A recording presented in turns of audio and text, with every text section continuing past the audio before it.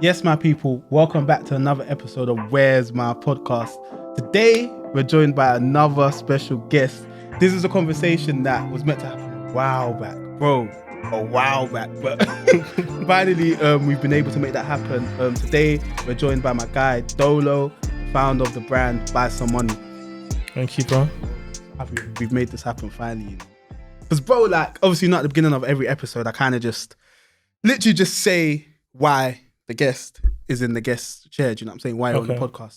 And I think our I don't know, connection is a bit of a weird one. Yeah. Because I remember when I first came across you was when I was doing all that high street hunter stuff, the bargain fashion stuff and whatnot. Yeah. That's when I first clocked you. And them times, I know BySunmonu wasn't a thing yet. I don't think so. That was like 2018, 2019-ish. Maybe 2018. Yeah, late 2018 or something. Oh, yeah. Maybe 2019. Something like that. Something like that, innit? Yeah. And then I remember, because I put you in the box of, okay, cool, this is someone doing something similar to what I do, and it had nothing to do with design, obviously. Yeah. So then when I started seeing you put stuff out, I'm saying to myself, hold on a minute, bro, this boy is talented. Like, what's it? Like, bro, I was shocked. You get it? And I think we'd have started speaking about that stuff and whatnot. And then, yeah, lo and behold, you're here today. But in terms of why I want you here is because, bruv, I proper like the brand, man. Thank you. Obviously, like, not to fully make it about religion or whatnot, but I'm a Christian too. Yeah. And it's very refreshing seeing faith-based brands look this sick. Yeah. That's no disrespect to other faith-based brands, but you know, sometimes it can very much be like just a verse on a t-shirt. Nothing wrong with that. People said that to me. Bare people said that to me. And that's facts though. I'm just being honest, innit? And one thing I really want us to delve into today is your story. And the reason I want us to do that is because you're somebody that is so on being transparent. Yeah. And I love that. You get what I'm saying? I read the blogs and whatnot. I watch your stories and I see the way you communicate with your audience, your community, and, you know, just try and help them as much as you would have liked to be helped when you were first starting and even till now. So, yeah, bro, thanks for coming, man. No worries, man. So only one place to start. This question might be a bit difficult for you because I don't know how you're going to internalize this. Okay. Because obviously I've read the blogs and stuff. I kind of know how your thing started, innit? Yeah. But if I said to you, like, who's Dolo? Like, when did fashion kind of start? Like, what would you say? You know what? Honestly, I don't know. But I remember when I was younger, I was like, you know, when this was the time that Alpha Industries, like, jackets were like popping. Wavy. This is uni times. Oh, I think before that. I think this is before I was in uni. We're about the same age, so yeah, it was before. Actually, it was sixth form times. So like 2012, 2013. So then I remember I got like plain ones off eBay. And then I got like patches off eBay as well. And then I like sent them to a tailor, got them all sewn in and whatever. So from there, I was like customizing clothes. And then my friends got inspired from it. They started doing it. And then I done like a denim jacket with like, remember like, I think this was around the Kanye Watch the Throne times, like the studs. Yeah. So That was big drip them times, you know. Trust me. So I had like this sleeveless like denim jacket. I wouldn't wear it today, but I wouldn't wear this thing like that today. But yeah, so then I put like studs on it, maybe like 4 or 5 rows of studs on like the collarbone kind of area. And then yeah, I remember I had a brand. Well, I wanted to start a brand, so I had like couple t-shirt designs, you know, like when there's zips on the side of the t-shirt. Yes, yeah, like them times. And because basically my cousin in America, he had a brand, so I was kind of inspired from him. Tried to go down the route. I was mad young. I was maybe like, I don't even know, maybe 15 or so. So I don't really know. Like, firstly, there's no money. Secondly, I don't know how to go about this thing. So I go on like Alibaba, ask for like to make it, and obviously they're just saying mad things to me that I don't get, MOQs and money, and I don't understand it. So I just leave it. And then, yeah, I was just kind of into fashion, like moving forward into like uni, like 2015. That's when like Kanye was doing, I think, Yeezy season 2 with like the oversized jumpers. I was kind of like inside out. So you see like I don't know how to explain it, like the stitching kind of. Yeah. So basically it looks inside out essentially from all like the stitching. And yeah, just doing that, long tees, skinny jeans around them times. And then just as the years progressed, just started painting jeans, and here we are today. You know what though? I love asking that question because it's interesting to see where people place, the beginning of their journey. But to me, obviously, you don't just wake up one day and be like, you know what, let me start customizing bomber jackets. Do you get what I'm saying? So it's like, thinking back to like your childhood, I don't know, and your developmental years, like, can you think back to fashion being like important to you? No, not really. Well, apart from wanting to wear nice clothes and then always caring about kind of looking good in a way. Because I remember, like, my mum even tells me, like, when I was a baby, I'll be like, or a toddler at least, let's say I'll be eating stew or something and stew would drip on the clothes. I'll go and get changed myself. I'll be like, Mummy, like, there's a stain. For real? Like, I don't remember this, but she'll be telling me, oh yeah, I'll be pointing saying there's a stain on my clothes and I'll go and get changed myself or go and tell her to change me and whatever. But other than that, nah, not really until like maybe sixth form kind of times. So if we bring it back to sixth form, then was the reason you kind of started to customize stuff and whatnot, just so you could be more of an individual? Probably a mix of, I can't afford like Alpha Industries at that time and whatever else was kind of expensive for a little jacket. Yeah. So it was a mixture of that as well as, I guess, just trying to do my own thing in a way. Yeah. Cool. So obviously, now that we're in uni, I think that's a good segue to talk about what fashion was like for you during that period. So yeah, you laughed. Yeah, I remember it was very plain. No logos, nothing, just plain. So it was a mixture of just like jumpers or sweatshirts. And then that was a time that as well that Kanye was doing a lot of stuff with Gildan. Yeah. So then I was just... Seriously? Yeah. So like me and my friends were just copying Gildan like tracksuits. Like they look like prison like hoodies and joggers and stuff like that. But that's pretty much it. It was just like so simple. But then at the same time, since like sixth form, I was like heavy. Well, before that, I was heavy into Jordans, but sixth form was the time I started getting them. So shoes wise, it was on point, but the rest of it was just regular, just nothing too crazy. So that was part of the motivation why you thought, let me start making my own stuff. I think so, but then at the same time, it was a mixture of, I can't afford all these other things that I like. But at the same time, let's try to do something different. Because I've always had that kind of thing of being different than what's let's say given to me or what we're told to do, what society tells us to do. So you've always liked to go against the grain, essentially. Yeah. I did there. But because when you were in uni, did you start a brand during that time? Nah. So it was straight customs? No, like in uni, I did so basically with the bomber jackets, I only made two. Oh. So I had a green one and I had a black one, and that was it. And I didn't make any after that. Didn't try to sell it, didn't try to do anything with it. And then the brand that I tried to make, Royal Flush, I didn't, after making those designs at home, didn't do anything. Literally like a pause. And that was during uni? That was sixth form. So uni, that's still the pause until 2019. So this uni was 2015 to 2017. Yeah. And then until 2019, nothing. So this is like, sixth form was 2012 to 2015. So maybe let's say 2013 to 2019, nothing. Why did you have such a long pause? Bro, literally. Life was just lifing. Yeah, but at the same time, I wasn't really into it like that.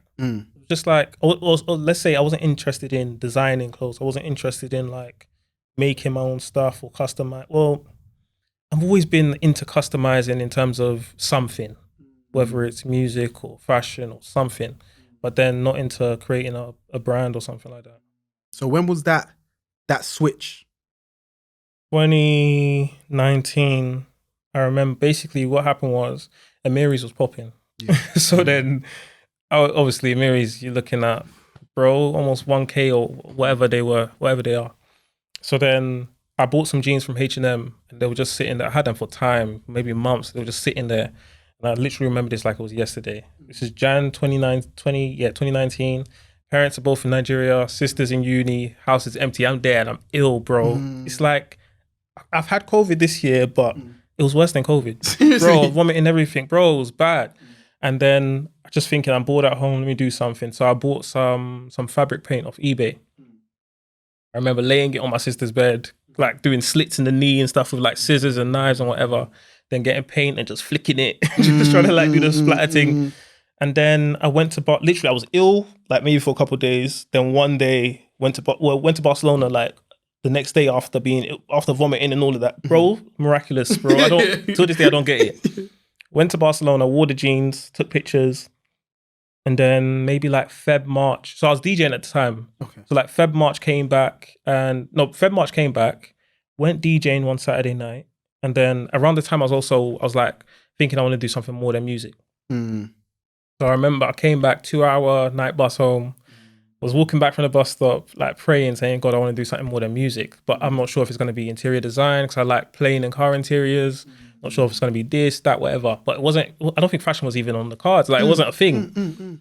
And then, went to church. This was like Saturday night going to Sunday morning. Went to church this was like 2 a.m. Went to church in the morning, somehow made it. And spoke to my cousin and she was like, oh yeah, show me the pictures of Barcelona or something like that. Showed her the pictures and she was like, oh, why don't you sell your jeans? This is hours after all the praying and thinking, what should I do? And bro, it's like a light bulb went off. Still this day I haven't sold the jeans, but we're getting there. So you got, that's a one of one. That's just that one pair of jeans. Yeah. But then it was like from that Jan 2019, that's when I started making more. And then that's now when, let's say, we probably got in contact with each other. Yeah. And then through there to Jan, lockdown came the next year. And I was thinking, okay, the easiest thing for me to do is make t-shirts.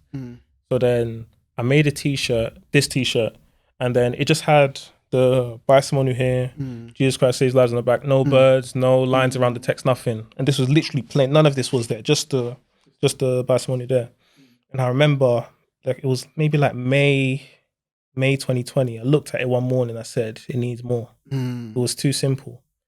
Then just literally sat there for a couple hours on Photoshop and just did the rest. Then You know what, Dolo? There's so much to unpack there. Yeah.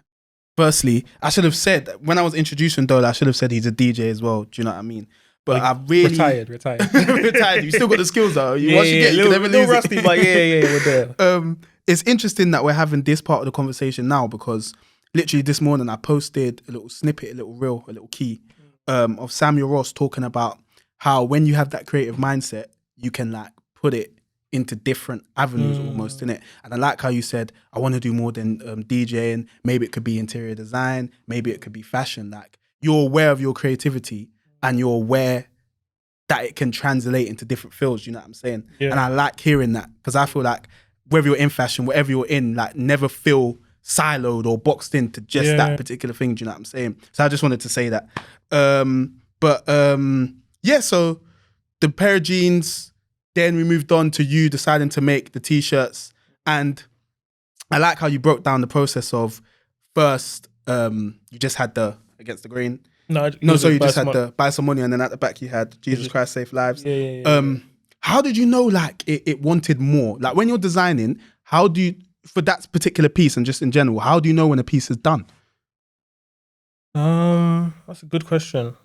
Honestly, I don't know. Because sometimes, the thing is, sometimes even with, let's say I'm making anything really, I kind of go back 2 or 3 times. Like the first time round is like, okay, cool. Then it's just like, even you hear this with people when they're making music, like they'll be in the studio one night, they'll make a song, everyone's loving it in the studio, they'll come back 2 days later, they don't really like it. They've deeped, it's not really that great, let's do what we need to do and fix it. And it's like the same with me, it's like, I have to come back with fresh eyes and come and see, okay, is this thing actually good or what can I change and what's better for it? And that's essentially it. But I don't know how in a couple of hours I've just done this and that was it. Literally, that was it.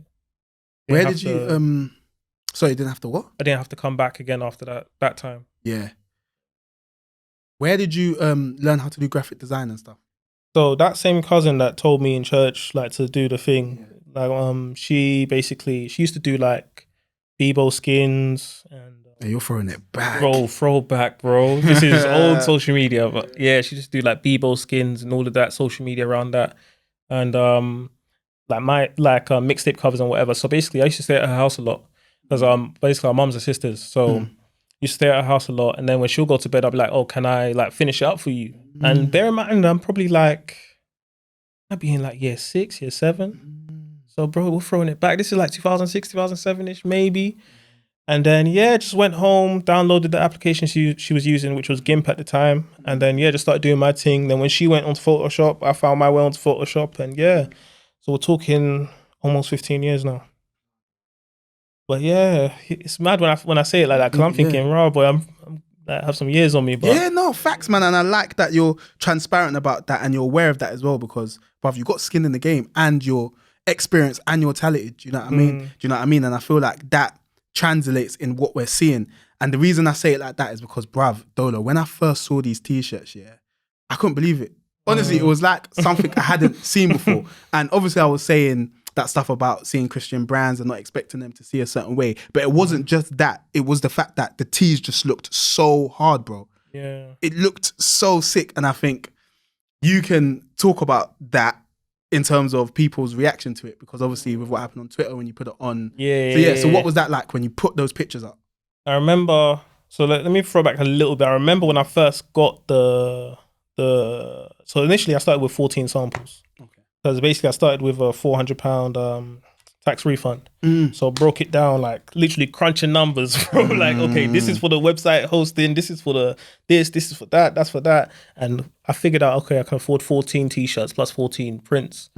So then did that, had the 14, took one, had 13. Now was selling it to friends and family, distributing it, whatever. Wait, so how many tees did you have altogether? 14. And then I took one for myself, my brother, his ex-girl, whoever else had their own. And then so then when I had that and I took the pictures, but I didn't take pictures. I took pictures just like laying on my bed and whatever. But it wasn't really great, so people couldn't really see it in this, in how it actually was. So I didn't really get a response. But then it's now when one day me and my brother were like, let's go out and buy trainers one Saturday. And then he was like, let's both wear the t-shirt. So we went like Liverpool Street, Shoreditch, Central, just taking pictures, not thinking anything of it too tough. Some people were actually coming up to us and we're like, oh, where's this from? What brand is this? Whatever. So it's like, I should have thought I'm onto something, or we should have thought like we're onto something.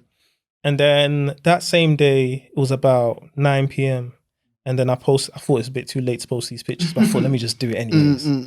Then bear in mind, right before this, this was like June 2020. Yeah, June 2020. I had 11 email subscribers. This is a Saturday, 11 email subscribers. And I remember like June, I had about 51 or 61 Instagram followers, something like that. By the end of the weekend, I had like over 300 email subscribers, bro. Serious? Bro, it was crazy. And the thing is, I've been pushing these jeans for like a year and a half, and 11 or nothing really, or 51 Instagram subscribers. And then just had a couple hundred likes, couple hundred retweets, all within the same kind of niche community. So then that's where it was now spreading. And then launched about the next month. I think it was July 17th, launched. And then been going since, still selling the same t-shirt since. When you say launched, what do you mean? Because when you were selling the jeans, was that under a brand? Oh, I never sold any. I just made them for myself and my brother. So you had the Instagram page? Yeah, but nothing was ever sold. It was just like displayed, basically. Oh, okay. So then, the launching was like launching of the website. Okay. So first time I was selling on the website, first time I was selling the t-shirts to anyone, let's say, outside of my kind of bubble, so to speak. How come you kept it in your bubble at first? Was that to gauge like honest opinion? I can't lie, I was scared. I was shook, bro. Like, I'm not capping, bro. I was thinking to myself, how am I gonna sell these 13 t-shirts? Yeah, like I don't know. I just kind of, I don't even know why, to be fair, why I kept it so small. It's not, I didn't intentionally try to keep it small, but because I hadn't done any advertising, hadn't really done too much at that point. And then, put the pictures on Twitter and the advertising done itself, I guess. That must have been so shocking for you then, because from going to scared that you're not going to be able to sell any t-shirts, then to walking out through Harrods or whatever, people asking you, where's that? Where'd you get that from? Blah, blah, blah, blah. And then putting up the picture and then seeing that response. So like, what did you feel like at that time? Gassed. Yeah. Gassed, you was the random times, Bro, it was so strange. Like my Twitter was popping off the whole weekend, Insta popping off whole weekend, bro. You know the ones you feel famous, bro. That's how I imagine it felt. But it's weird. It's a weird feeling. It's like something finally clicked. Yeah. I didn't even have to do too much. Yeah. It was so weird. God's timing is perfect timing, bro. Literally. It's crazy. You actually never know when things can just change. Like, so what was I gonna say? So yeah, so now that experience happened, it's like, okay, cool. Now I need a brand. So although it was exciting and you felt famous, like, I don't want to say was it daunting, but did you kind of understand what you needed to do to start like actually selling and fulfilling potential amount of orders that you haven't had to do before? In terms of like just simple stuff, let's say packaging it well and putting like the post office is like 30 seconds from my house, making sure it's sent well and stuff like that. That's not new to me because let's say just maybe selling random things on eBay or just shipping things in general over the years, like you know how Royal Mail works. And then in terms of the Shopify website, I had to sit down for about 3 months previous to the launch in July to actually understand how it works, understand how the website works and stuff like that. Because I never had a Shopify account, and thankfully for the lockdown, they were, you know how people are doing bare lockdown deals and have this for free for this many months because they wanted to.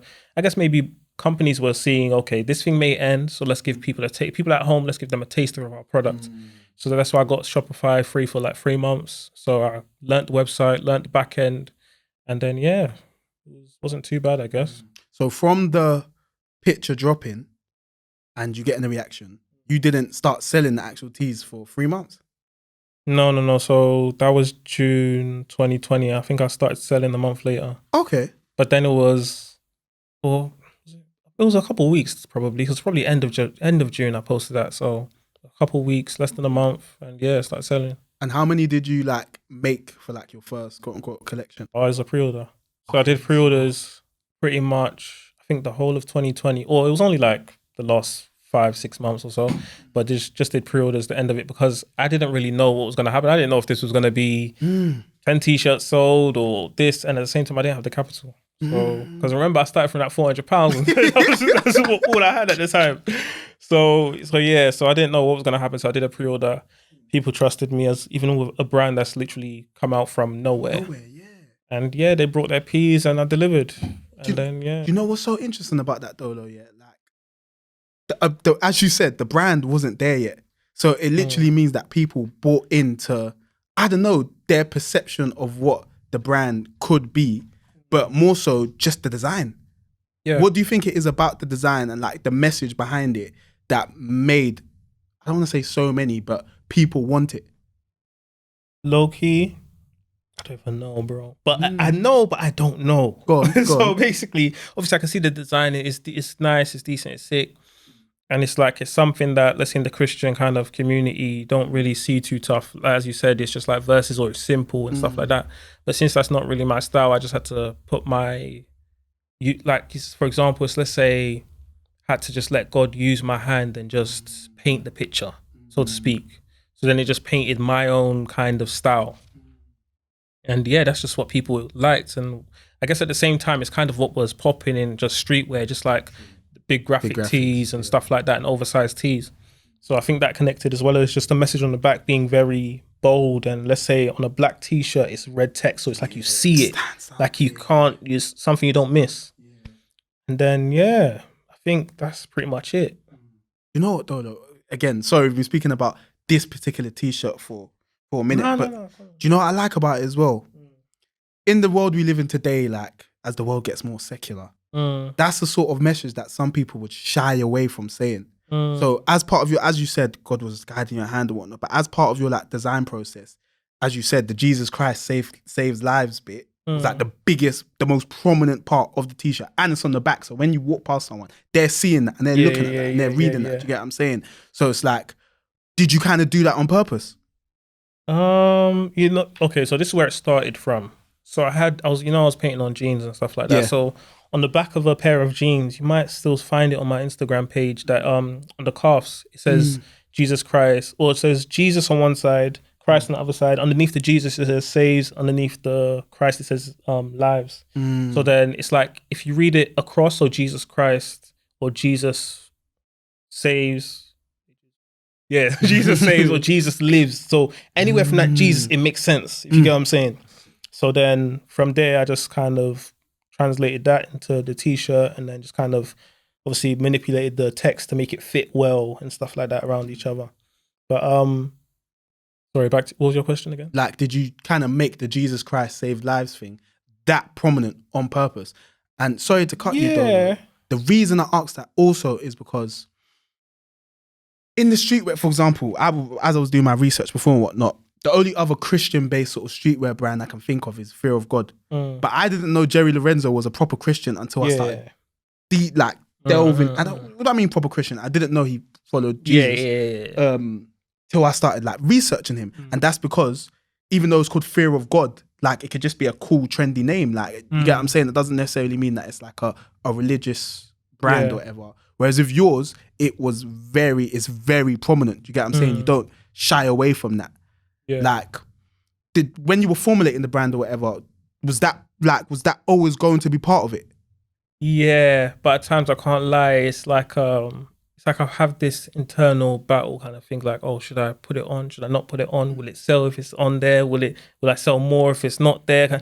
Literally, still till the other day. But it's like I have to understand who I'm doing this for, what I'm doing this for, my why, who I'm serving, both God and His kingdom and His people, and at the same time knowing that this is my form of evangelism.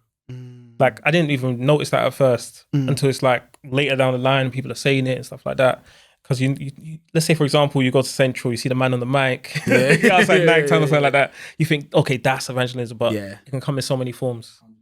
So if my thing is to have a brand with this on the back, then, so be it.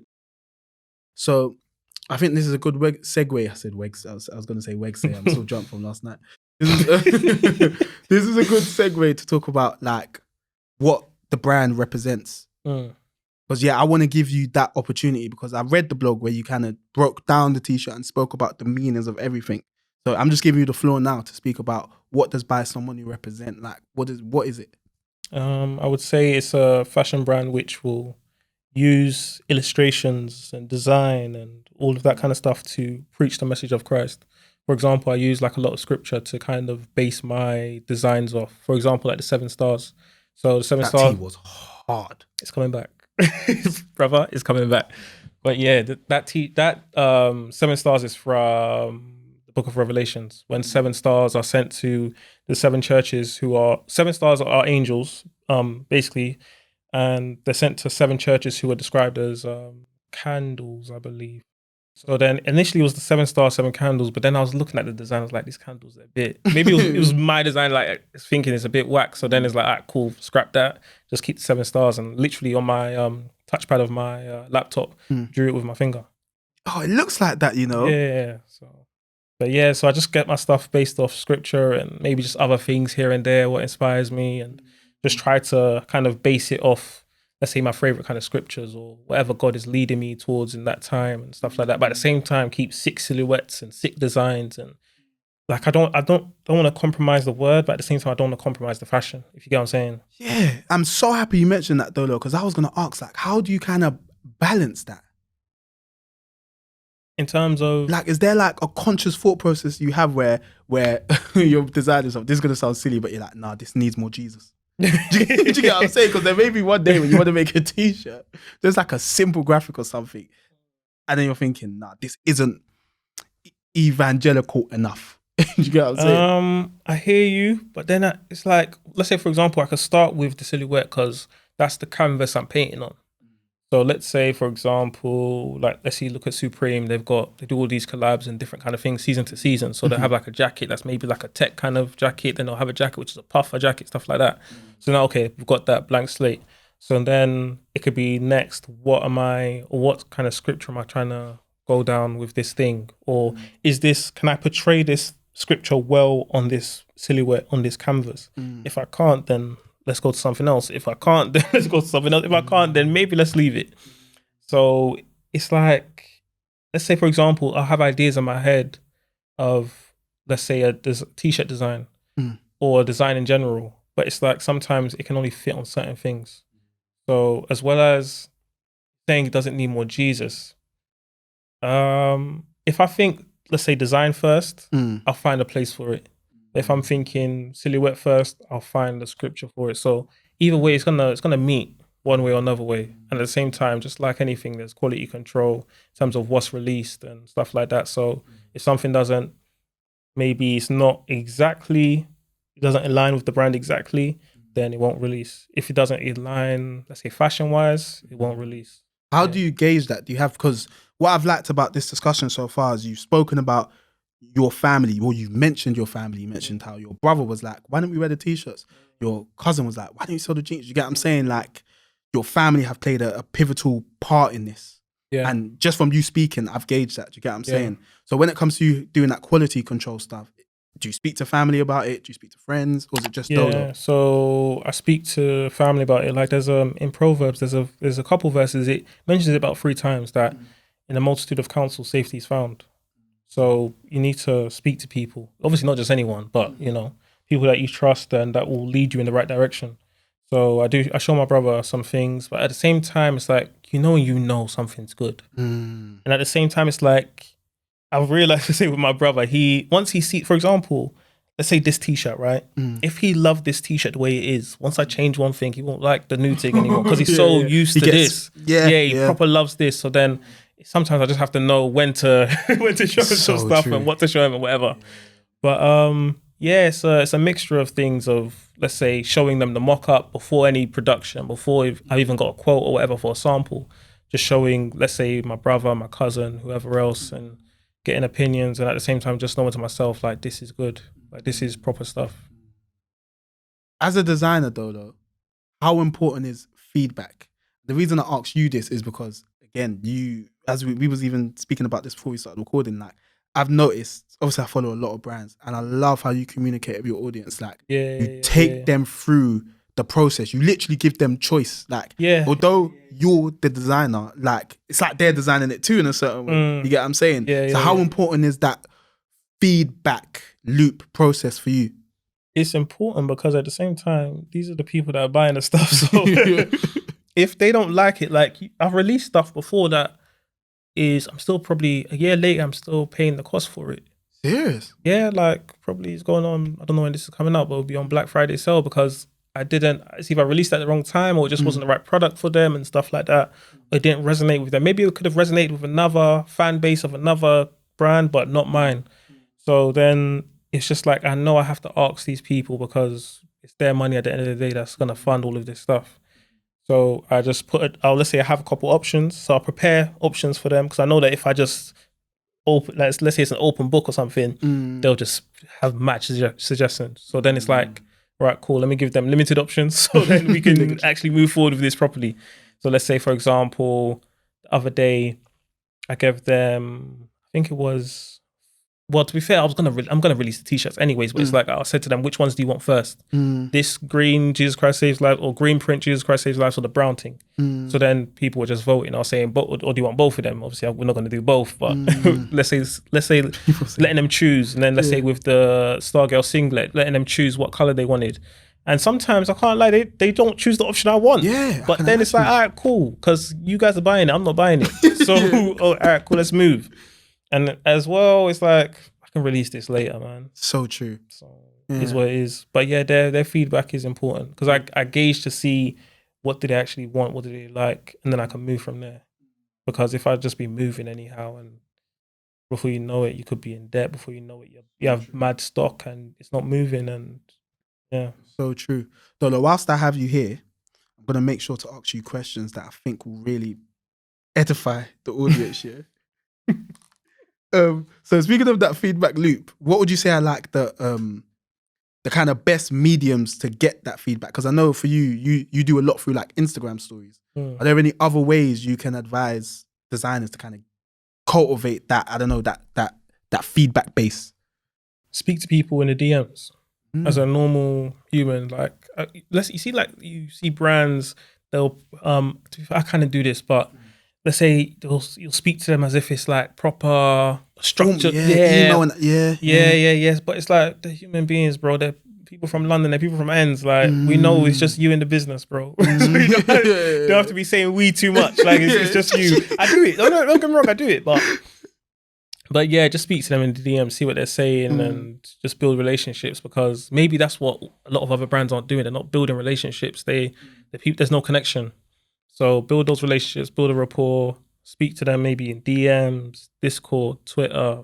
If you have Facebook, anything face to face, like anything, just make use of it. If they're there, let's say if you've got a community there, make use of it. And to be fair, I need to make more use of mine.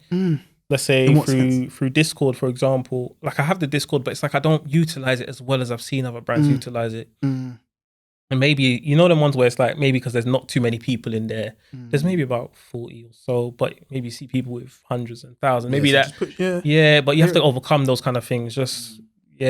And then just make use of it, because it's those people. Let's say 40 people invest $1 billion into you on a drop. That's a lot of peas, bro. And that piece can now make you move to maybe, let's say, doubling it, tripling it, and so on, months and months after. So just one of those things. Dolo, there's so much to unpack. Like, I don't even know where to go next. You get what I'm saying?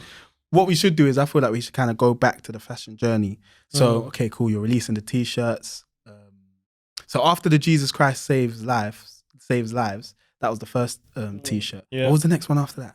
So basically what happened was, this was a sticky one still. Like after that, it was kind of like the George Floyd kind of time. But at the same time, right before that, it's like I felt God telling me to release or make this Let My People Go t-shirt. Yeah. Let's say like, I don't know, let's say spiritually and whatever, I don't know the let's say who it kind of affected positively. But at the same time, business-wise, I can see where business-wise I went wrong. But at the same time, if let's say God's telling me to do A, I can't go and do B, even though B looks lucrative. And B being, let's say, releasing Jesus Christ Saves Lives tees again, maybe in a different colorway, or just continuously releasing it. So I did a Let My People Go t-shirt next. It sold all right, but not as good as Jesus Christ Saves Lives, because there was no Jesus Christ Saves Lives anywhere on it. And then as well, it looked a bit too political at the time because of what has happened, and obviously it's worldwide, and you know what I mean? After that, I did, what did I do after that? I did the long sleeve Jesus Christ Saves Lives. So basically, same back, a little different on the back, but same back, but the front was different. Same kind of format in terms of the big text, and then like a picture underneath, but that one didn't hit the same at all.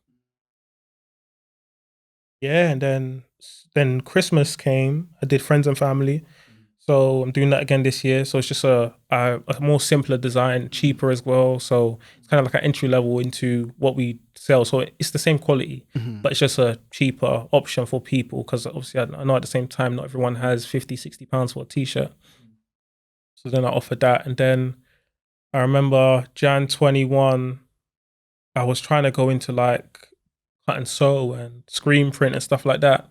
So Jan 21 until September 21, released nothing. Bro, it was a tough time. Real tough time. Because what was going on during that time? I was trying to work with manufacturers, just getting disappointed. Money's getting wasted, like time's getting wasted. And I'm saying to people on Instagram, like, oh yeah, we're releasing this in June. June comes nothing. We're releasing this in July. July comes nothing, bro. Time and time after that. And then eventually it's like, I got the t-shirts. I just like had faith, ordered a bunch of brown t-shirts. And brother was like, all brown? I said, yeah, bro, all brown. And then he was like, why didn't you just split brown and white and this and that? I was like, nah, let's just stick all brown. And then a printer that I was trying to find, turns out I wasn't even looking for him. I was kind of looking for him, but I wasn't looking for him too tough, or looking for specifically him, sorry. I think I was looking for, because he did the printing for someone else who's big in this UK fashion game or t-shirt game. But that guy's already left him by the time I found him. But I was basically looking for him or his new guy for a year and a half at that time. Eventually just found him one day. Like just Googling and Instagram and stuff like that. And then spoke to him. About 6-7 weeks later, got the brown t-shirt, September, and middle or end of September 2021, and yeah, back in business after like 9 months, bro.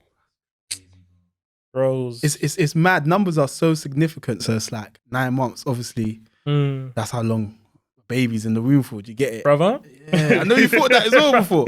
Bro, it's like, there's a Bible verse that's basically, or passage that Jesus is like, when a woman I'm not a woman, so let me not speak for them too tough, but He says when a woman's giving birth, she's gone through pain. But now when she gives birth and the baby's there, it's like the pain's just gone. It's pure joy because obviously the baby's there. So that's literally how it was. It was like after that 9 months, bro, it was literally at that, whatever happened up before, forget about it, bro. Like we're back. And then, did the Brown Jesus Christ Saves Lives t-shirt, September 21. I think I did Stand Firm t-shirt next. That is the Stand Firm one. What is the Stand Firm one? The white one with the the cream one with the red text and the shield kind of. Shield. Yeah. That tee's hard. And then I did the 7 stars, the red cream and is it white? I think red cream and white or something like that. And then then I did shorts. That's the one that's still stinging me to this day. Oh, we'll get into the shorts because I read the blog about that as well. So there's a few questions I'm gonna ask Dolo. Yeah. So what I would say as well, I feel like obviously I'm not a designer myself, but naturally I think sometimes when it comes to starting a brand, you have to kind of put your mindset in that startup type process, innit? And one of my best friends was telling me that when it comes to startups, like you need to be aware that in the early days, processes are being built. That's the main thing. Yeah. So you're going to make mistakes and there's going to be times where you're not going to be able to release any clothes and whatnot. Yeah. So during that, so I'm just saying, sometimes you got to give yourself grace as well. Do you know what I mean? Like you had to go through that to release the baby and start thriving. Do you know what I'm saying? But like during that period of growing the brand, like what would you say were the most difficult things you faced and like what are the key learnings you've taken from then? I'll say staying in my lane. Because you can be in your phase of growing, but you're seeing someone like Clint do a mad thing. You're seeing Marino do a mad thing. You're seeing Casper do a mad thing. You're seeing the Cole Buxton guys, Represent guys, bare people. And then you're thinking, all right, cool. So that's popping there. Let me do that. But these times, that's not your crowd. That's them man's crowd. They're doing well with that. But then it might not work with your people. But then because your eyes are now looking everywhere and you're comparing yourself, you just go down that route and that's where you can mess up. So you just have to focus on your thing, like building a brand as well in terms of like let's say for example, they'll say, who's JT? That's your friends, family, whoever, they can answer, who's JT? What does he like? What food does he like? How does he speak? How does he interact with people? That's your brand. So then with a company, just put the format into a company rather than a person. It's like, what does this brand stand for? What's their logo like? What's their colors like? Who's their audience? Who do they cater for? What do they say or mean with their clothing, with their campaign, stuff like that? And just cultivating that over time, because it takes a long time to kind of, just like anything, just like let's say me getting to know you will take properly, it will take a long time. Same way me trying to build a brand, actual with branding, it will take a long time. Even with like just Instagram campaigns and finally getting into the quality and the look that you want, which I've only kind of stepped into this year with the second Stargirl singlet drop. It's like finally, okay, I'm there. It can still get better, but I'm there where I want to be. That's so interesting. I'm not gonna lie, that's really interesting. And just to backtrack a bit, obviously you mentioned the shorts. Yeah. I know what shorts you're talking about. You know what's so funny though? Like, I remember when you first released the shorts, and although I liked them, I thought, why is he releasing shorts? And the reason I asked that is because, and this is another question I'm going to lobby at you, but like throughout this conversation, obviously we started speaking about the jeans, but then the brand became t-shirts. You guys became known for your bold graphic t-shirts, you know what I'm saying? And obviously then you release a short, so it may have taken people aback, like, bro, like, not to say I thought they just did t-shirts, but it's like as human beings, we kind of get comfortable with what we know. Do you get what I'm saying? So it's like, how do you kind of not necessarily change that perception, but break out from what people expect of you? Do you get what I'm saying? One thing I saw recently that I'm not sure if you know the producer Quolem. Who? Quolem. Oh, he's a producer, yeah? Yeah. So he said something that resonated with me a couple of weeks ago. He was like, basically, you need to build trust with your audience, and then they're gonna trust you. Because let's say you consistently releasing stuff that they like, they'll trust you, and then now they'll allow you to, let's say, all right, go on, show us what else you can do, and then from there do your thing. So it's like that's what I'm now trying to do now. So let's say don't do a mad thing too early, because that's what I did with the shorts. It was too different too early. At the time that I guess that's not what they wanted. They didn't trust me enough. As well as obviously it's wrong timing in terms of time of year, season, stuff like that. It just didn't resonate well. So yeah, it's just that really. So how do you kind of gauge when that right time is? Because of course you would have been thinking about these stuff, so you must have told yourself, you know what, I've done enough. These lot might like the Yeah. shorts. You get what I'm saying? So how do you gauge it? It's a sticky one, but it's it's risk. Just with business, it's risk, and maybe start small, see what they're saying, or make a sample, see what it's saying, stuff like that. Or at least it's kind of like, let's say now it's coming to winter. Maybe the weather don't really, show it, but it's coming to winter. Maybe release a winterish kind of thing. So maybe the price point is not too high, or something that it's possible that the price point is not too high or too different from what you're actually doing at the moment. So that it's like, okay, this is maybe £20 more, £15 more, £25 more. All right, cool. Let's see what it's saying, and just go from there. And maybe releasing something which is easy, it's digestible. For example, like a t-shirt. no, let's say for example, it's like a hoodie. Let's say you're doing t-shirts and now you want to go to hoodies. Maybe start with a black one. Maybe start with a grey one.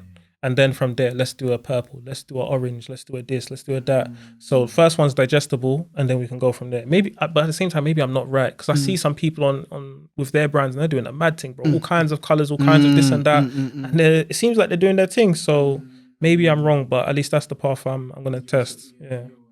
So you look at it like, I kind of got to drip feed them to Essentially, yeah. Because I'm still in that process of building and gaining that trust and stuff like that. And what sort of metrics do you kind of look at to know that you're building that? Because even if for example, even if your follower base is growing, your follower base, the people that are following may just have seen the t-shirts. You get what I'm saying? So they're like, oh my God, I love their t-shirts. So like, how do you know when it's like, I can release these different things to these new customers? Probably say it's the conversations I have. Let's say the DMs and stuff like that. Just seeing how people reacting more than just a like, maybe a little bit more like a comment or an actual DM and conversation, and see what they're saying, and seeing that there's people actually waiting for me to release something, or I tease something on my personal page and they're asking about it and stuff like that. So yeah, I'll probably guess that route. Do you know what, Dolo? I love, and it's almost like I'm repeating myself, but I love how important conversation is to you. Because I feel like nowadays, especially in the digital world, like, it doesn't mean as much as it used to. Do you get what I'm saying? Like, people just feel like as long as you've got the followers and you've got the likes, or whatever, you're doing what you're meant to be doing. But then you may go on the street and people may not have heard of what you're doing. Do you get what I'm saying? So I do feel like it's important to value those different conversations that you're having with people. And I like the fact that you're not just having it for, what's the word? Self-indulgent purposes. That you're having it to really learn and put it into the brand. And I love that. So I just want to say big up you on that, man. So cool. You obviously mentioned the Stargirl singlet.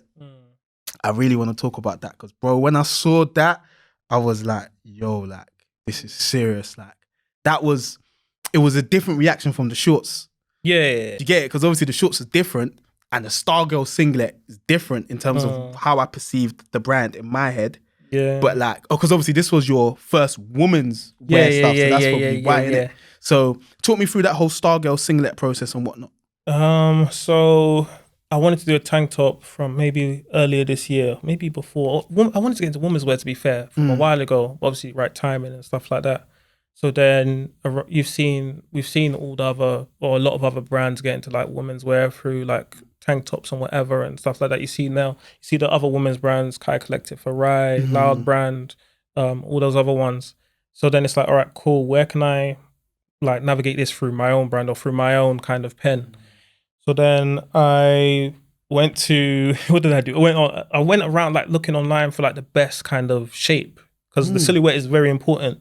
Because some can be a bit too much like in, and then maybe their chest is showing too much now, means too revealing, whatever. And then so eventually I found a tank top on Urban Outfitters. So I bought I bought extra small, medium, and XL. So I've basically got the ranges of like the biggest, the smallest size, and the middle. So then I know how to adjust sizing. Got that, measured it out, tried to make a sample. Well, I did make a sample, but then it was just plain. It's kind of like just the other brands with the plain with just a logo on the front.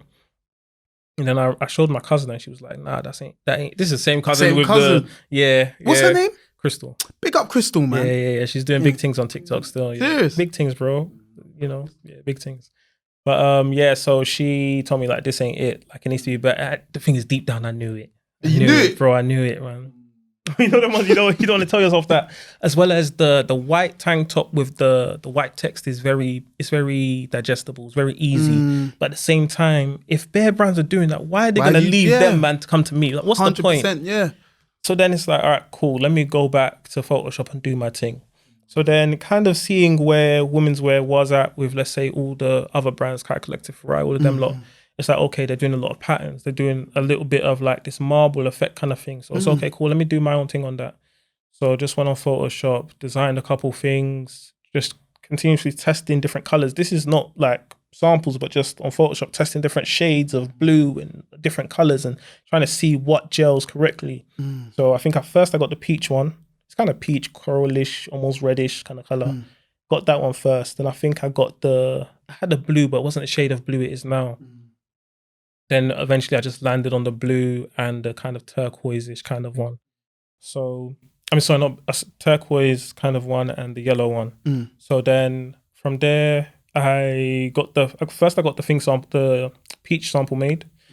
And then I started getting the other ones made. So, and then at the same time, I was thinking, all right, cool. I need some girls to do this photo shoot. And I have female friends, but they're not kind of down this avenue of maybe even getting their pictures taken or modeling or stuff like that. So then I was thinking, all right, cool. How can I do this? And at the same time, I wanted to do a photo shoot for this tracksuit, the bottoms I'm wearing today, but the full tracksuit. I was thinking, all right, cool. I want to call this tracksuit Bordeaux. So I want to fly to Bordeaux and do it.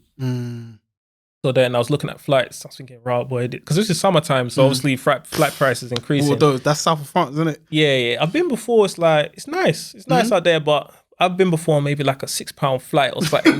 There's sometime in like the winter, but now it's summer. I was looking at the prices, thinking, boy, we're trying to crunch these numbers well. Like let's pattern this. But then when I was now looking, I now saw Dublin. Thinking, I know someone in Dublin. One of my basically is a customer called Anu, that she's been supporting me for like since the beginning, like 2 years now. So she's invested mad peas, bought mad pieces. I think she pretty much has everything, maybe other than hats, I think. So then I shouted her, I was like, yo, do you mind like doing this photo shoot? I'll come down to Dublin for a day. Do you have 2 other friends? She's like, yeah, I got 2 friends to come and do it. So I was like, all right, cool. She said she'll make a group chat. Made a group chat instantly. And yeah, flew, maybe this was like June or something, flew to Dublin like 3 weeks later. Yeah, just flew in the morning, came back in the evening, bro. Went there, we got it cracking. They showed me around a little bit. We took pictures, took them out for brunch, did some pictures in the restaurant there, and yeah, just came back and that's it. Yeah, man. No, what, Dolo, yeah. Like, obviously, I read the blog, so I saw the intricacies. I saw you talk about how you didn't have something. All of that stuff, all the mistakes that were happening on the day. So, as you lot go and read the full blog on the BySunmonu website. The blogs are great. But do you know what I'm loving about hearing this story in person? Like, it's so satisfying, inspiring and uplifting seeing the output of effort. And the reason I say that is because obviously you're talking about having flown to Dublin for a shoot and all of this stuff. Like, you're doing more. Even when it came to designing the pieces, for example, you had the first piece, you knew deep down it weren't all that. Crystal told you it weren't all that. So you had to then go and put more effort in to reach the level that you know you could reach. And then on top of that, you had to match the effort you put into the piece with the effort you put into that marketing it and all of this stuff, innit? And I feel like that translated to me anyway, like when I was, because I followed it from the process. Yeah. So I saw when you were first talking about the colours for the singlets and you was asking or whatever, I defo voted. I can't remember. I think I chose even khaki once. I really like the khaki one. That was the second one, but you know I did the first time round, right? Yeah. I did I was now asking about, let's say, the shape and what kind of design they wanted, where they wanted the logo, stuff like that. So then maybe it was about 8 or so like Insta stories. Yeah. And from that's now when I went to go make the first set.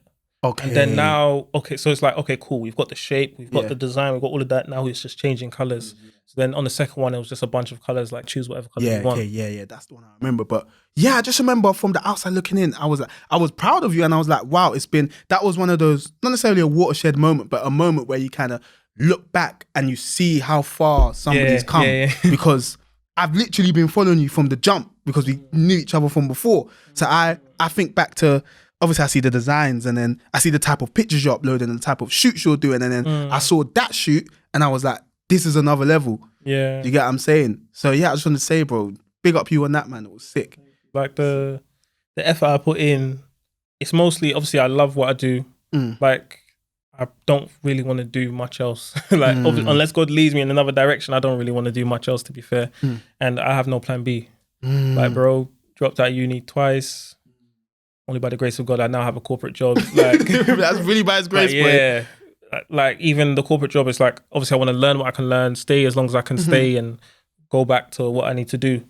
But yeah, it's like there's no plan B. It's literally this or bust.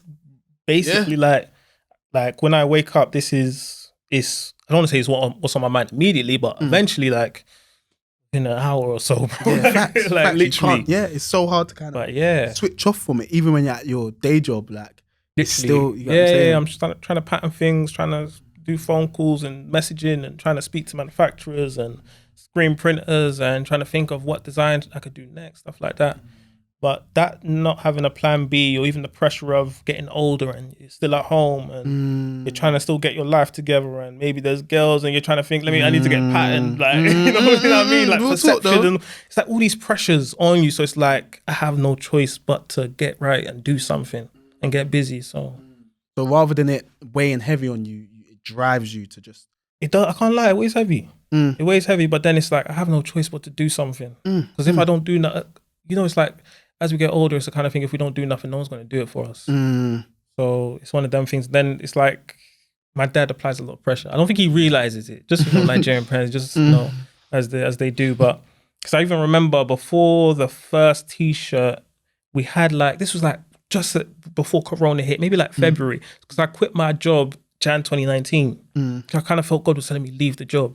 All right, cool. I didn't want to, but I was thinking, all right, cool. Before I knew it, Corona came March. But then maybe in between, my dad sat down with me one day. He was like, yeah, you need to go back to work. I was thinking, I'm not going back. I'm not going back. Then we had a heat. Because the thing is, I'm kind of a quiet-ish person. And my dad's he's similar, but he's can be hot-headed at times, but he's similar. So it's we won't kind of clash like that.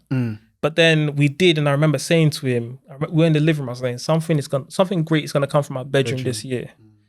To this day, great things are coming from that bedroom. 100%. But this is Feb 2019. I didn't know what was going to happen later that year. I didn't really have too many solid plans like that. Bro, there was no plan. So it's I kind of prophesied, I guess, into what was about to happen. And before I knew it, something was going on. And yeah. Why? What is it that made you believe that then? And again, bringing it back to our audience, as a designer, as a whatever you want to do within fashion, how important is it to have that self-belief? I think if you don't believe in yourself, who will, man? And it's sometimes, I can't lie, I do a battle with it. Well, I'm sure even great people, I can even hear about my boss at work. She's 50 something. She's been doing this for 30 plus years since she was 18. But she still battles with it. And I'm thinking, bro, you got this many staff, you got this many stores literally across the road from each other. You're selling to Selfridges, you're selling to places in Hong Kong and Japan. What are you on about? I'm thinking, me here, no, I want this, bro. What are you on about? But she still faces it. So I can only imagine what people even above her are facing. So just have to believe in yourself and just take the risk. I'm a very, I don't know what the opposite to risk is. It risk adverse that you don't want to take risk averse. Yeah, is it risk averse or risk? Is it risk adverse or adverse or I don't know. Yeah, I don't know. Google it after. But yeah, so I'm very much the opposite of that. I'm gonna roll the dice. Oh, seriously? I'm scared, bro. I'm scared, but I'm gonna roll it. Yeah. I have no choice. There's no plan B. I gotta roll it, bro. Bro, I love that thinking because even often when I have these conversations on the podcast, I always gauge that energy from everyone that's in your seat, and I need to apply that to myself. Do you get what I'm saying? But I hate risk. People will tell you I'm stuck in my ways. I'll go creams and get the same thing every single time I'm there. You get me? People know me for that, innit? But I think it's so important to just have that risk-taking element to you if you want to be successful in whatever field, especially a field like fashion. Do you get what I'm saying? So big up you on just being the way you are, man. But we've spoken about a lot, but there's still a couple more things I want to speak about. Do you remember the day, when I was at that motive and I sent you a picture of somebody wearing your shirt.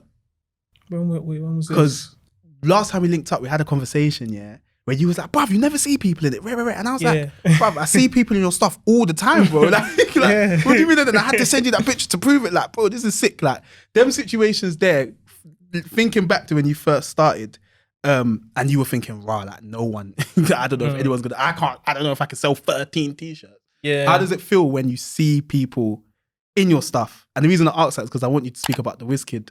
Oh yeah. To this day, that's still the only time.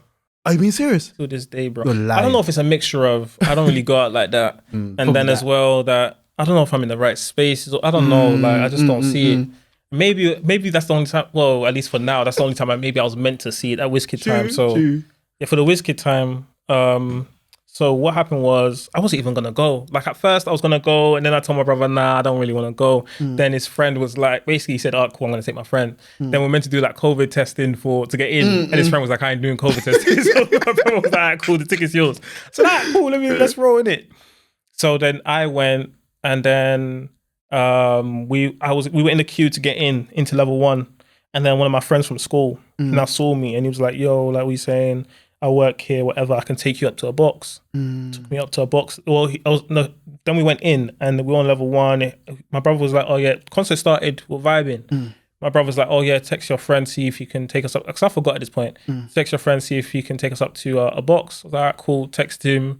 Maybe like 20 minutes later, I just feel a tap on my shoulder. He's like, let's go. Went upstairs now, and then went to the box. And in the O2, I think there's about 2 or 3 rows of seats, and then there's like a balcony kind of thing. Then my brother's ahead of me, so he goes down to the balcony. He's just like, yo, come here. I come. He's like, look down. I look down, bro. Literally directly underneath me is somebody wearing one of my t-shirts. Which t-shirt was it? The brown Jesus Christ Saves Lives. The brown one? Yeah. So this was November 21, and was it November? Or was it October, November 21, something like that? And that t-shirt was selling from September. So it was pretty much one of the newest t-shirts at the time. So yeah, and that's the only time. But it's so strange. But at the same time, I think I knew who it was.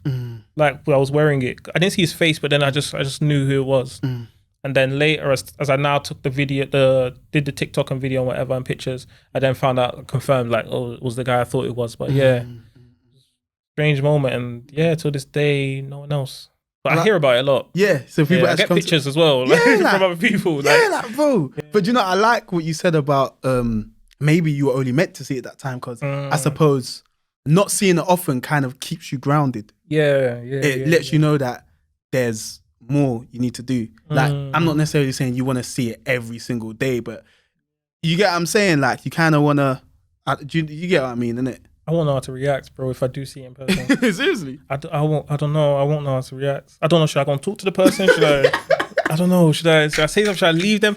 Like, I've heard the guys from Daily Paper, they were like, I think one of them was like, that he saw someone wearing a t-shirt, maybe Amsterdam or wherever they were, and just staring, and the guy was looking at him like, what are you staring at? Like, but yeah, I don't know how I react. That must be a mad feeling. Bro, I have to ask one of these other guys, man, but I don't know. Yeah, I suppose, hopefully it's something that you'll never get used to. You get what I'm saying? And the reason I say that is because, one, it keeps you driven and going to do more, but like, because it's such a good feeling, I hope it continues. You get what I'm saying? Yeah, I remember there was the time I was now building the family page where I post like people's fit pics. I was gathering pictures. I was asking people, send your pictures. And then so I was coming back from work. I was on train, like organizing the pictures, and you know those Instagram kind of apps and whatever. And bro, almost in tears, bro, because now everything was together, and I was just seeing bare pictures and on the grid kind of thing. I was thinking, bro, like, because you don't really put into perspective, because you're just sending out. You're not really deep in it, and you're constantly going. You're talking to manufacturers, you're doing this, doing that. So you don't really slow down to really deep what is happening. Yeah, I think to this day, sometimes I don't even deep it, man. Just go in. Keep going. Yeah. And I remember, I'm not sure if you're familiar with a guy called Happy. He's an artist and producer. The gospel artist. Yeah, so like he does other stuff as well, but me and him linked up one day in Central, and he was telling me that, have you ever heard of the phrase "too close to the elephant"? I don't think I'll ever forget this, bro.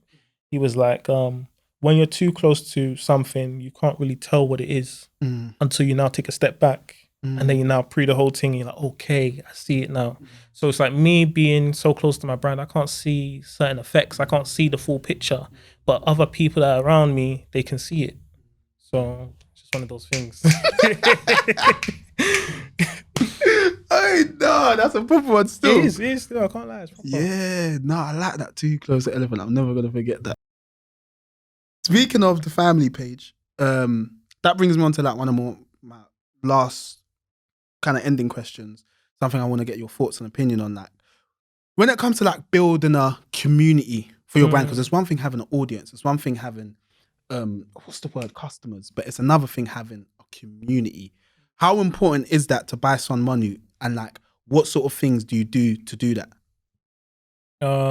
It's incredibly important because the people that support you, you need to celebrate them in one way or another way. You can't just be like a transactional thing, because there's no, that human interaction is not there. That kind of, is the word personability, or I don't know, my English ain't great, but yeah, like that kind of person to person natural vibe ain't there. If it's just they're buying and you're shipping. It's like, talk to these people, interact with these people, share these people's pictures, like encourage them to take these pictures. Like the people that don't take pictures, encourage them, take your pictures, looking good, bruv. Like, do your thing. And then through that, posting it and you're celebrating them and you're sharing it on, I'm sharing it on my personal, I'm sharing it on the family page, I'm sharing it on the actual brand page. Other people are sharing, other people are liking it. So then it kind of encourages people. It's the kind of thing that, that kind of feel good kind of, showing them love, as well as to, let's say, community wise. Another thing I'll do is obviously the polls and stuff like that, speaking to people, using customers for like photo shoots and stuff like that, just to some way just give back to people and just embrace them and actually make it more than just buying and shipping, like it's much more than that. I love how cognizant you are of it and how conscious you are, because the reason I made sure to ask that question in that way, because I feel like, not to say you can convince yourself that you already have a community, but because it's Christian clothing, you can kind of just tell yourself Christians are going to buy this. So my brand's community is the Christian community. But in reality, there's how many billions of Christians are there in the world. So you actually kind of have to, not like kind of segment in your head and like figure out not necessarily what type of people you're aiming at, but like you kind of have to do like that sort of stuff in it. So it is important to think about that stuff, and that kind of helps you in building a community if you kind of know what sort of people you're aiming at to a certain degree. You know what I'm saying?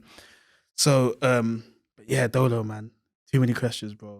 Like I've loved how this conversation. This is what I'm saying. No, for real. Like I've loved how this conversation has gone, because for me it feels like it's quite a fulfilling moment as well. Because from when we first met, like this wasn't even a thing.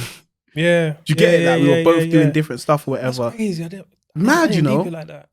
Yeah, that's mad. Crazy, isn't it? Like growth is a beautiful thing, and although we've got places, like more things to achieve and more places to go, like this is like a checkpoint in both our journeys. You get what I'm saying? Like in a couple years time, we can have this conversation again. We'll be in our own studio and whatnot. Maybe in LA or something. You'll fly, you'll fly over. Yeah. I just had a meeting with Jerry Lorenzo. We're working on a little collaboration and that. Like, do you get it? Like these things can really happen, bro. Yeah. And just that process of documenting stuff, that's, let's say with the blogs, that's what I like to do. Cause I would love to like have somebody come around, film everything as I'm going around and all of that. But I ain't got it like that. So that's not happening right now. But what I can do is the blogs. What you can do is the interviews that you're doing and everything you're doing. So it's like that kind of documenting it, you can now look back and say, okay, this is where I was at that time. This is what was happening at this time. And you can see the progression, because a lot of times people that are like entrepreneurs or whatever they're doing or hustlers, they're just head down, just going. So you don't look up and see, oh, here I am now. Like so far from where I come from. So yeah, that documenting is so important, especially in this day and age that people want to see stuff. Exactly. I'm going to ask you a question regarding that, but I also wanted to say, I'm so happy you said what you just said there, because that's one of the main reasons we started the podcast as well. Because I feel like things are changing so quickly, in a sense that almost like I don't know whether to call it like the British streetwear space, but things are doing so well at this point that I don't think people are realizing the magnitude of what's kind of happening right now, innit? So I wanted to give people the platform to come and speak about their journey as it's happening. So documenting the Yeah. journey in real time, so that also one day when they look and achieve all these crazy things that they've achieved, they can literally come back to the conversation they've had with me and be like, wow, like, this is mad. Like, I've done so much, but more so for the next generation of people that are coming, so that they can witness your journey in real time and be like, wow, like, we're in a similar position. You get what I'm saying? Like, I can reach this one day. Do you get what I mean? I'm going to be on a podcast one day and tell my story. So I just love how transparent you are about your journey, bro. And how much value do you think that adds to a brand? Adds a lot. You know how I got here? I remember sometime this year, I was thinking to myself, like, how can I think this is probably before the blogs, I think. Or just right before I was about to do them. I was thinking to myself, how can I like bring something more to this brand? I was thinking to myself, I like honest music. Let's say if you listen to, let's say, Thames, very honest. You listen to some other artists, they're very honest. They'll tell you what is happening. Obviously, they may not tell you the whole thing, but at least something that's very vulnerable, very open, and people can relate to it. That's why they're probably doing so well. So I thought to myself, if I'm liking this stuff, if I'm liking like real life, let's say movies and TV shows, documentaries and stuff like that, why don't I just translate that into my thing and just give people blogs that's like very transparent and people can understand the process and what I'm going through, the struggles, the highs, lows, whatever. And here we are. And the blogs do so well at doing that, because as you said, you've given us a vantage point into what you're experiencing right now. And because you've had so much growth over the past couple of years and you've had to learn so much on the job, like, I'm reading it and understand, even me myself that doesn't design clothes, I'm understanding things about the design process. So you never know, one day I might start. I'm going to think back to reading your blogs and learning about GSM and the issues you've had with manufacturers and not releasing stuff at the right time and all of this stuff, Dolo. So nah, bro, like, throughout this conversation, I've been celebrating you and I've made sure to do that, because big up you on everything you're achieving and how honest you are about this stuff, bro. Because we need more people like that. Yeah, like a lot of brands, it's like, obviously they're doing their thing, that's whatever, but there's a lack of honesty. It's just whether it's being honest in terms of the integrity of the actual thing you're selling to people, because they can come and say, oh, it's high quality, it's luxury, but what is that? Everyone says it's luxury nowadays, but what is that? And then when it gets delivered, it's a different situation. But now it's a lot of, let's say, smoke and mirrors. It's like, you know what I mean? So, and people, they respect honesty. It's like, you didn't have to do this, but you did it. So it's like, cool, I respect your thing. Like, for example, this t-shirt I'm wearing now, bro, is a mad thing with the screen printer. So this is now the second part of looking for that screen printer. So then I found the actual one that still does it to this day. So this is now, this is probably over 2 years, 2 and a bit years or whatever. Found him, done the order, everything smooth and whatever. I then get it back, brother. I'll open the box. I just say, no. You see that in Nollywood films, bro? Just no, I said no. Because basically the colors weren't right. Like, I told them, okay, use screen 1, this color, 2, 3, 4, laid it out, bro. Detail after detail, laid it out. They still didn't use the right colors. It's there. It's almost there. Could have been better. And to be fair, as professionals, they should have known, like, this color is more suitable to the color he asked for, even though we couldn't do it.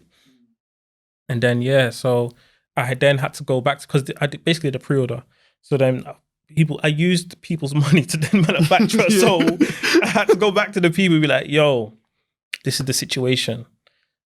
I lost money in the process, did bare refunds, maybe 20 something percent, 25%, almost 30% or so refunds, and then still sitting on stock. The thing is, I was meant to be sitting on like less than 10% of what I sold.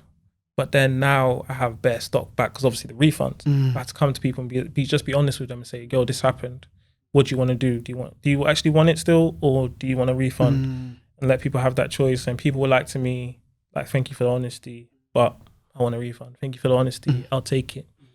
And both answers are fine. Of course, because it's like, at the end of the day, it's that respect kind of thing. Because I could have gone down the slimy route and just sent it, say nothing.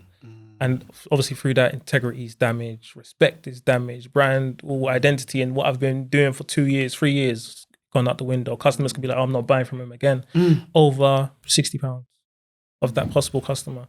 So if I had to just take that L and be honest, so then that customer can come back and let's say possibly see me explaining it now for the first time publicly, or let's say now just thinking that he was honest the last time, let me trust him one more time and let's see what's happening.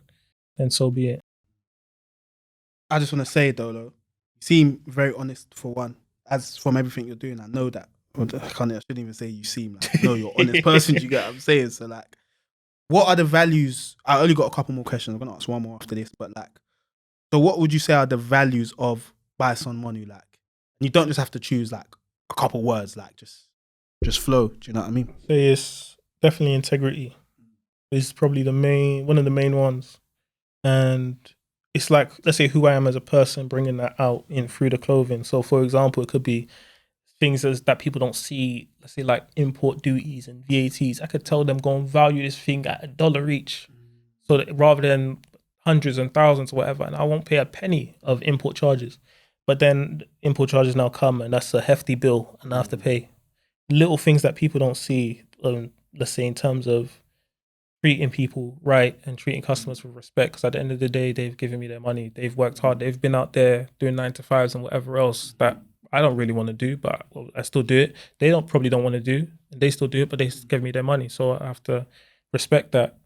So integrity, respect, honesty, transparency, just being real with people, because at the end of the day, we're all humans, man. It's just selling the product. At the end of the day, that's literally it. As well as just being who Christ wants me to be, regardless of how I feel at that moment. Because I could feel like, let's say with this teacher situation, I could feel like, bun these people, man. I got their money. Let me just forget these, man. But I can't do that. As much as I may have, not that I wanted to do it, but as many as I could have done it, I can't do that. Always got to think about WWJD. Yeah, literally. What would you? Literally. But Dolo, this has been a lovely conversation. I don't know how long we've been speaking for, because this has just been. Bro, this it's has been dark outside. Bro, I don't even know. It was like it's been. This has been a pleasure. Obviously, at the end of every episode, I just ask like, what would be your main piece of advice or pieces of advice to the next generation of designers, stylists, whoever, people that want to get into fashion? I got quite a bit. Oh yeah, go on. So I'll say firstly, cash flow. Make sure you have cash there, because cash is very important. If you have no cash, you probably can't move too tough. That's why I've had to do a lot of pre-orders of recent, because the cash for what I wanted to do or how I was going to move forward just wasn't available or wasn't there in terms of how I wanted to move. As well as just being yourself in terms of the design. So just not trying to copy people, because the copying people route still affects me to this day, a year later. So I'll say that. I'll say, if you're manufacturing in China, in Q4, you got to prepare for Q1, because they're going to go on Chinese New Year. For example, now it's end of October. They're going, Chinese New Year is end of January, Feb, but they're going to start leaving the factory maybe a week or two earlier. They're not going to get back to the factory till mid-Feb, late Feb. So you got a long period, and they're not going to get into full function probably till maybe mid-March-ish. So you got that whole first quarter there that pretty much nothing's going in. So you got to prepare, and cash flow is important for that, because you need the money to then buy a whole quarter of product. If you want to be consistent, you have to buy that before Christmas. Shipping, you have to possibly pay for import, whatever it is. So that goes in there.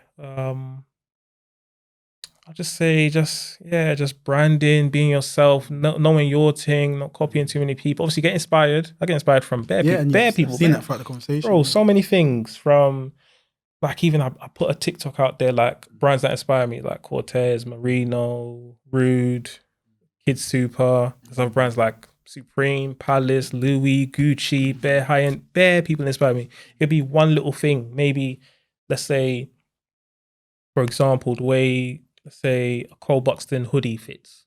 I love it. I don't own one, but I love it. So it inspires me to, like, okay, cool, because I've tried one on before, and I'm like, okay, cool, how do I make my thing like this? What do I need to change in my measurements to, like, get my thing to fit like this and look like this? And what weights do I need to aim for and stuff like that? And yeah, man, I say also be patient, bro. Right now, I'm just being patient, like waiting for the right time to drop something. You don't want to be too quick before you know the whole pattern's messed up, just because you were moving too hastily. Like for example, I could do the Black Friday sale today. Mm. But no, you have to wait till Black Friday for the maximum efficiency of the marketing, the maximum efficiency of what's happening around the world, because everyone is now saying, okay, it's payday. Okay, it's now Black Friday. You see Black Friday everywhere. So now, okay, let me put mine out. It's now in the mix of everybody.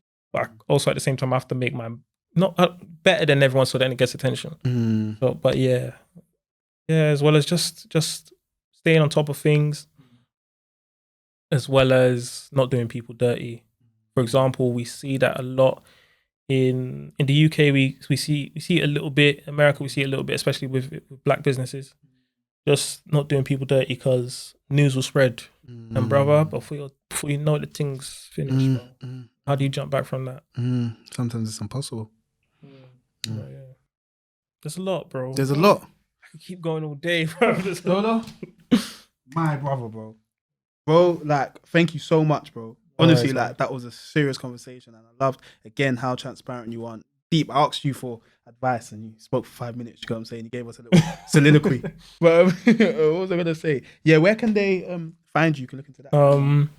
So the brand BySunmonu, so that's BySunmonu. So BySunmonu on TikTok, Insta mainly, Twitter, Facebook, Discord, and my personal, so Dolo, so DOL03_. I always have to think about it. But yeah, maybe one day that woman will come off the account, bro. She ain't posted nothing, bro. No posts, no followers, nothing, bro. I want that account. But yeah, anyone on Instagram, shout me. But yeah, DOL03_ on everything. So, but yeah. Big up Dolo. Make sure you follow all those accounts, man. And obviously with us, you know, to find us, WMTV_LD on Instagram, same on TikTok, obviously either on YouTube or Spotify now. But yeah, thanks for listening, thanks for watching. As I always say, keep it locked. If you ever want to take in future episodes on the go, you can also find us on Apple Music and Spotify. When you get there, please, if you don't mind, leave us a 5-star review and whatnot. It will definitely help. And yeah, as I always say, keep it locked.